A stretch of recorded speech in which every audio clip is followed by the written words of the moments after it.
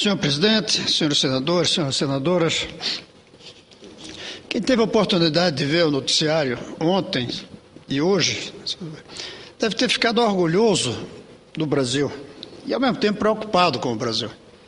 Sobretudo quando a gente vincula o que viu ontem e hoje com o que a gente viu ao longo da semana. O que eu falo que nos deixa orgulhosos, sobretudo hoje de manhã, como eu vi na televisão, é a quantidade de obras que esse país está fazendo, de tamanhos grandes, visando a Copa do Mundo. Presidente, pai, é incrível que o Brasil seja um país capaz de mobilizar tantos recursos de uma maneira tão intensa, tão competente do ponto de vista da engenharia, para que nós tenhamos, daqui a 1000 dias, por isso o noticiário, faltam 1000 dias, para daqui a 1000 dias termos a realização desse que é o maior evento esportivo, talvez não no tamanho que as Olimpíadas são maiores, mas do ponto de vista de mobilização humana em todo o planeta, que é a Copa do Mundo. Eu fiquei orgulhoso, ao mesmo tempo preocupado. Preocupado porque se a Copa é daqui a 3 anos, 1000 dias, até menos, 2014, daqui a 15, 20 anos, os indicadores que nós temos hoje da educação, transmitidos com base no Enem, são trágicos. E aí vem o constrangimento, eu diria até uma certa vergonha, de vermos que os recursos que nós temos para usar para fazer a Copa não são usados para fazer a escola.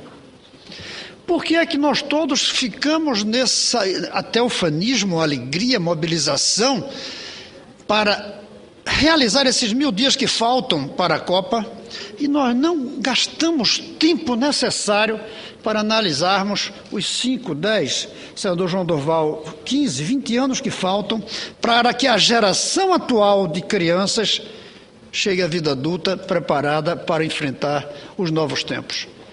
Na mesma semana em que o Brasil comemora os 1000 dias que faltam para a Copa do Mundo e mostra a pujança desse país para construir tantos estádios gigantescos, belíssimos, a tragédia da educação, apresentada pelos indicadores do Enem, passam quase desapercebida. E se fala dele, é apenas como os indicadores. Senador, nenhuma medida foi tomada visando corrigir isso. Não vimos a presidenta Dilma convidar um grupo de 20, 30 senadores para discutir o que é que a gente faz, por favor, para resolver o problema da educação. Não vimos uma reunião de ministérios, não vimos uma reunião do Conselho da República, que é um conselho previsto na Constituição para ser convocado em caso de risco que a nação atravesse, e a nação está em risco diante dos resultados mostrados pelo Enem. Nós não vemos uma mobilização para corrigir isso. Nós vemos festas hoje porque faltam 1000 dias para a Copa. Nós vemos pujança para a construção daquilo que é preciso para a Copa. No mesmo momento em que sai o resultado do Enem e que centenas de escolas, dezenas de milhares de professores estão em greve com as escolas paradas. A gente não vê mobilização. A gente não vê afã de corrigir isso. A gente não vê um esforço para fazer com a educação brasileira o que nós fizemos 50 anos atrás para construir essa cidade de Brasília. Ou agora fazemos para construir os estádios da Copa. E não só os estádios, e os trens que vão levar, e os aeroportos, e todas as obras necessárias. Por quê? O nosso país se envolve dessa forma e usa sua força, sua pujança para realizar uma coisa ótima, fundamental, bonita, nobre, que nos entusiasma, que é a Copa do Mundo. Mas não fazemos nem isso aqui para corrigir a situação da educação das nossas crianças. Por quê? Onde foi que a formação nossa de brasileiros, povo e líderes, errou? Onde foi que nos desviamos ao ponto de dizer tudo que é preciso para a Copa, nada do que é preciso para a escola? Onde é que nós erramos? E o grave é que não seria difícil fazer para a educação o que está fazendo para a Copa, senador João Dorval. Não em 3 anos, não em 1000 dias, em mais tempo. Os próprios resultados do Enem permitem mostrar onde está a solução. Uma solução seria dizer, vamos deixar todas as escolas sejam privadas porque elas são boas. Só que isso seria a solução para uma pequena minoria de pessoas que poderiam pagar a educação de seus filhos. Logo, essa não é a saída. A privatização das telecomunicações resolveram dar um telefone a cada um. A privatização da escola não resolverá, porque as escolas custam caro. Não há educação boa, barata. É preciso o povo brasileiro se convencer disso. Com menos de R$9.000 por ano para cada aluno, não há como ter uma boa educação. E as escolas particulares boas, elas cobram R$12.000 por ano. Algumas mais do que R$12.000 por ano. E os pais ainda têm que fazer atividades extras de ginástica, karatê, inglês, francês, para poder completar.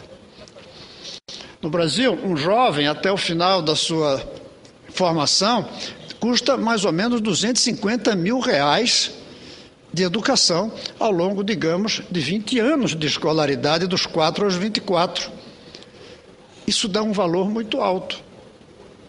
Nós não temos como pensar em educação boa, barata, mas é muito mais barato do que manter as pessoas que não tiveram alternativas na vida e caíram no crime, mantê-las na cadeia.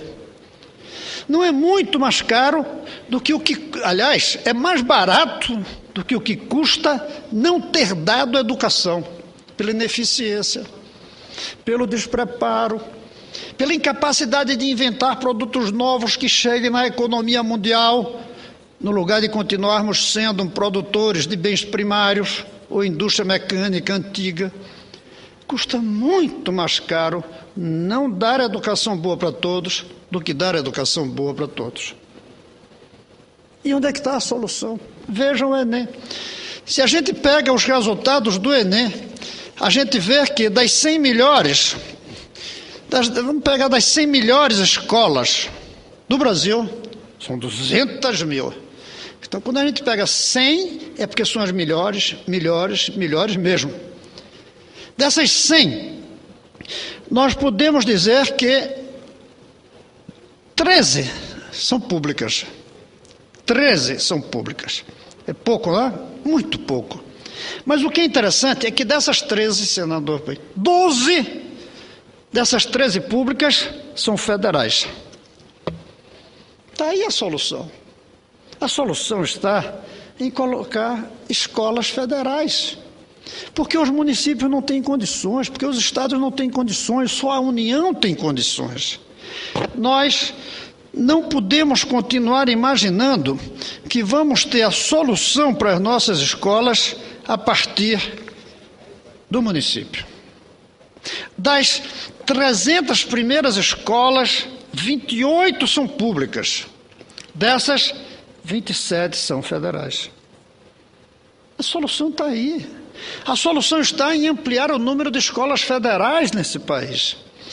A solução está em fazer com que todas as escolas públicas desse país sejam federais, como o Colégio Pedro II, como as escolas técnicas, como os institutos de aplicação, como os colégios militares.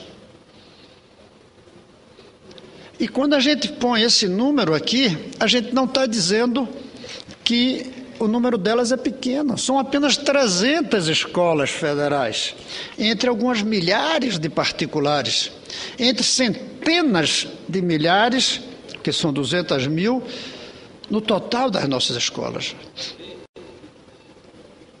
E, senhor presidente, isso é absolutamente necessário, porque o Enem não mostra a real dimensão da tragédia educacional. Sabe por quê? Porque o Enem só mostra as notas baixíssimas dos que terminaram o ensino médio.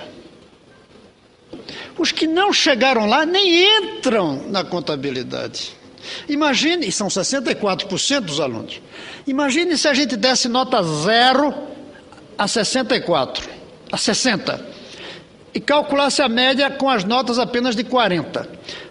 As notas desses 40 já é baixa, já são reprovadas as escolas. Agora imagine se a gente colocasse as 100, incluindo 60 com nota 0. A média caía para metade, a nota ia ser 3. Onde vai um país cujas notas médias das escolas estão em 3, de 0 a 10? Onde vai esse país?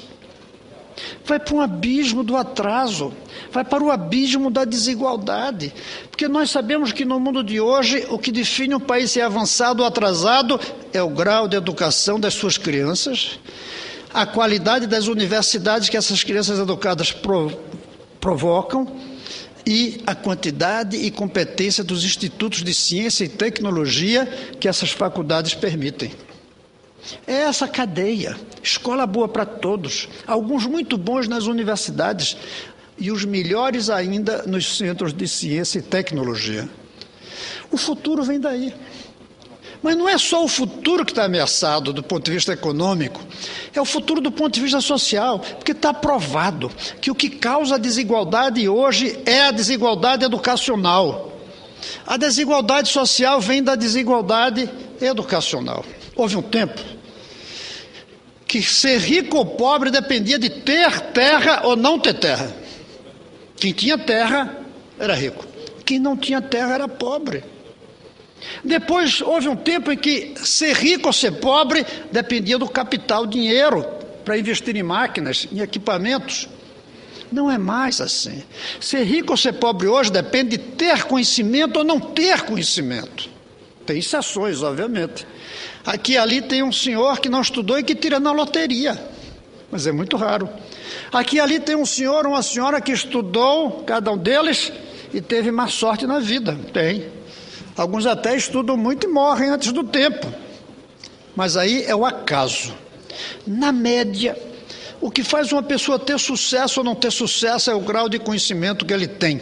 E isso é que aproxima socialmente a sociedade. O berço